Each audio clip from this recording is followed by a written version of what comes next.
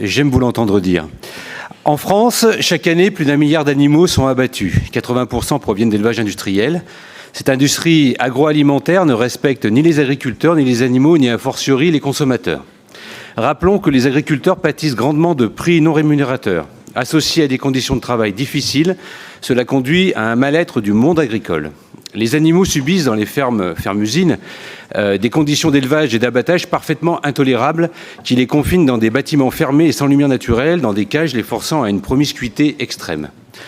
Alors que la consommation carnée, la santé alimentaire et les conditions de production animale sont souvent sujets de débat, une guerre semble se jouer entre, d'un côté, les tenants de l'élevage industriel prenant les atouts de la biosécurité et de l'autre, les adeptes de production à taille humaine défendant le bien-être animal et la santé publique.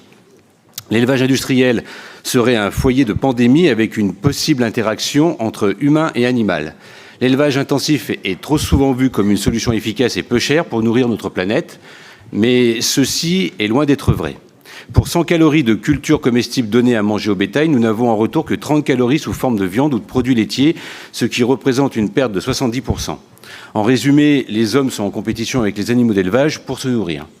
Afin de lutter contre cela, il est nécessaire que nous accompagnions les agriculteurs dans la transition vers un élevage et un abattage éthique, particulièrement ceux qui dépendent aujourd'hui de l'élevage intensif, afin de leur permettre de faire évoluer leurs pratiques. C'est pourquoi nous vous proposons cet amendement afin de mettre en place un plan 2022-2028 contre l'élevage intensif et l'accompagnement de ces agriculteurs vers des pratiques plus vertueuses. Je vous remercie.